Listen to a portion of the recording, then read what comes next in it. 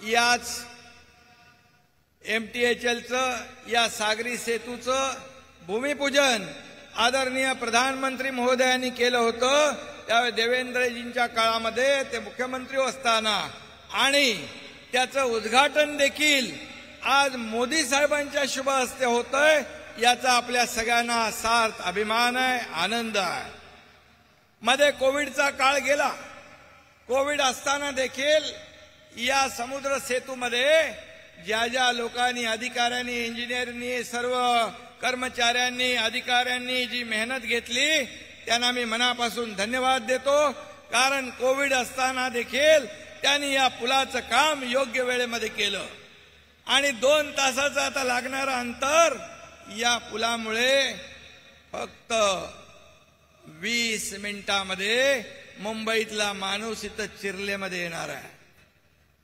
आणि हा game changer प्रकल्प आहे। इंधन वाचणार, वेळ वाचणार, प्रदूषण कमी होणार, अशा प्रकारचा अत्याधुनिक टेक्नॉलॉजीचा वापर करून हा प्रकल्प आपण केला।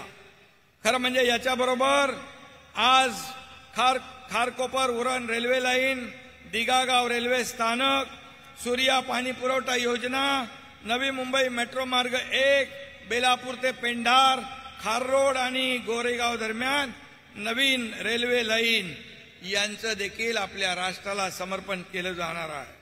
ऑरेंज गेट ते मरीन ड्राईव्ह बोगदा टनेल त्याचं देखील भूमिपूजन होणार आहे। आणि त्याचबरोबर नमो अभियान मधील मुख्यमंत्री महिला सक्षमीकरणाचा देखील शुभारंभ या ठिकाणी होणार आहे। लेक लाडकी लखपती या योजनेचा देखील शुभारंभ होतोय। हजारो महिला या कार्यक्रमाला उपस्थित आहेत।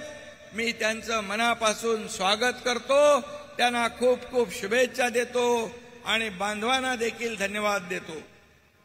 MTHL सीलिंग ये भारत रत्न स्वर्गीय अटल बिहारी वाजपेयी जी का नाम इसे दिया हुआ है।